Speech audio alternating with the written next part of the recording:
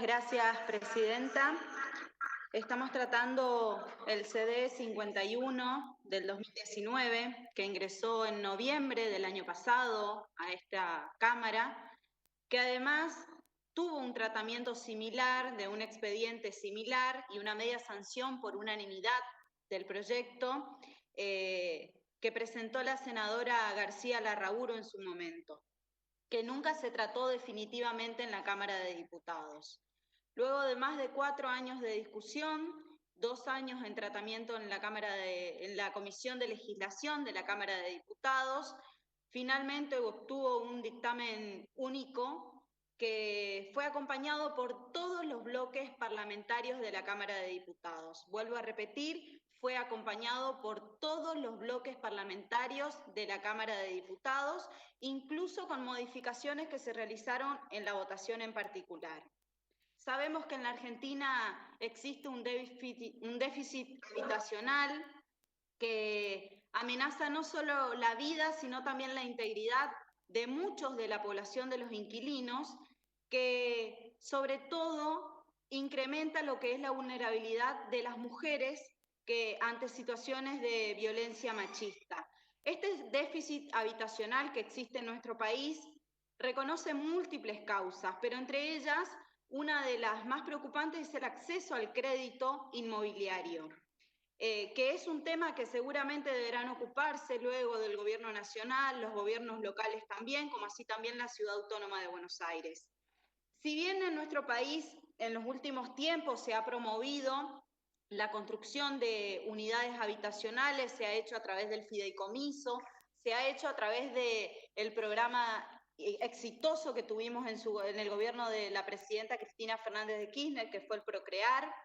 y la propuesta de créditos hipotecarios actualizados a través del UBA, esto se vio de manera insuficiente para lograr alcanzar el acceso a una vivienda digna. Y en otros casos fue desastroso, justamente a consecuencia de los vaivenes económicos que se dieron durante el gobierno anterior, como por ejemplo los créditos hipotecarios actualizados por el UBA. Fíjese, señora presidenta, que aún hoy, teniendo en vigencia el decreto presidencial, el 320, donde se prorrogan los contratos, donde se congela el precio de los mismos, donde se suspenden los desalojos, aún siguen habiendo abusos para nuestros inquilinos, aún siguen habiendo desalojos violentos, donde todavía siguen habiendo abusos con respecto al cobro del alquiler, a la prórroga de los contratos, perjudicando, como digo yo siempre, a la parte más vulnerable de la relación contractual del alquiler, que son los inquilinos, son las miles de familias, los miles de jóvenes a quienes acceden a la vivienda a través del alquiler.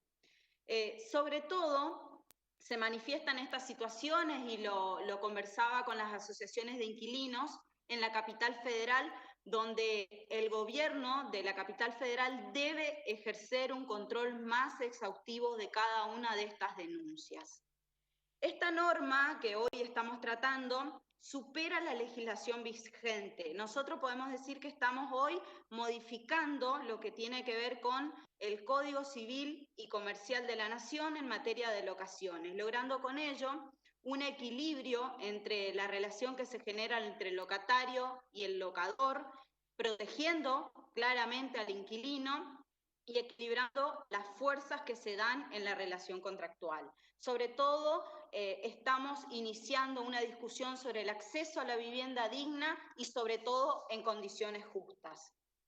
Es una ley, presidenta, que genera obviamente posiciones contrapuestas por los intereses que representan a cada una de las partes que la involucra, tanto los inquilinos como los propietarios, quienes ejercen esta intermediación, que son los corredores inmobiliarios. Los principales cambios que se aplicarían de darse esta normativa en el día de hoy serían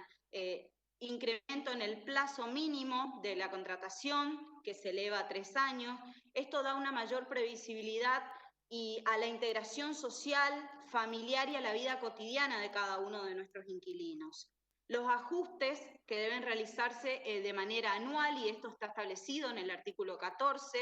y deben ser de manera anual conforme al párrafo 3 del artículo 14. No deben quedar dudas que los ajustes deben ser de acuerdo al índice de precios del consumidor y al índice del salario promedio de los trabajadores estables, pero debe ser de manera anual. Con respecto a las expensas extraordinarias, esta se deja bien claro que solamente la van a pagar los propietarios, en tanto que los inquilinos solamente van a pagar los que sean de uso común, de uso cotidiano y que hagan al uso de la locación, que son las expensas comunes.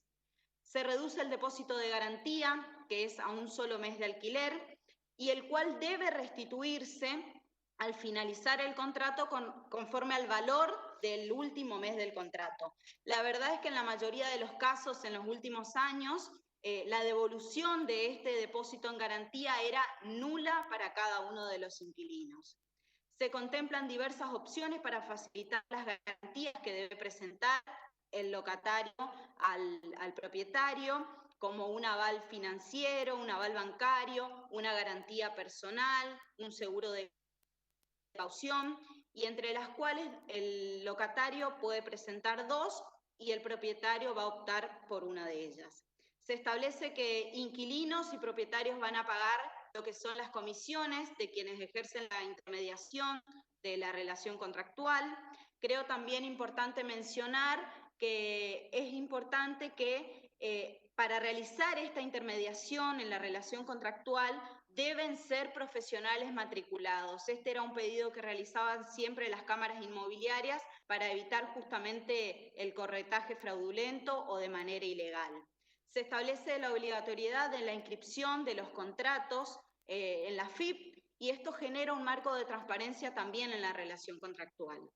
Se crea en el último título un programa nacional del alquiler social, que esto va a estar a cargo del Ministerio de Desarrollo de Hábitat de la Nación, para la adopción de medidas del acceso justamente de una vivienda digna. El decreto presidencial, como recién lo mencionaba, el 320, vigente hasta septiembre de este año, creo que nosotros hoy estamos estableciendo pisos mínimos de garantías y tratando de equilibrar lo que son las relaciones entre los inquilinos y entre los propietarios y quienes ejercen la actividad de intermediación. Son casi hoy en la Argentina un 17% de las familias argentinas acceden a la vivienda a través del alquiler y de acuerdo a los vaivenes económicos que tenemos, casi el 41% del ingreso familiar se ve volcado en lo que tiene que ver con el pago de un alquiler. Hoy están esperando esta norma, esta sanción definitiva, la esperaban la semana pasada, no pudo darse, pero hoy le vamos a dar una sanción definitiva y es una respuesta que están esperando más de 9 millones de argentinos y de argentinas. En mi provincia, en la provincia de Corrientes, son alrededor de 180.000 inquilinos. Y también hay un dato que, según el Instituto de Vivienda de nuestra provincia, alrededor de 100.000 familias todavía esperan inscriptas para acceder a un techo. Esta norma hoy otorga una certeza, otorga agilidad y un balance de poder justamente para todas las partes involucradas. Hoy lo que estamos demostrando, señora presidenta, con la pandemia, que no solamente la salud es un derecho, sino que también el acceso a una vivienda es un derecho y que este debe ser regulado, debe ser protegido por el Estado, debe ser el Estado quien lo garantice. No aprobarla también sería una contradicción cuando todo el tiempo estamos diciendo en el marco de la pandemia quedémonos en casa y es justo que hoy le otorguemos las garantías mínimas para que puedan quedarse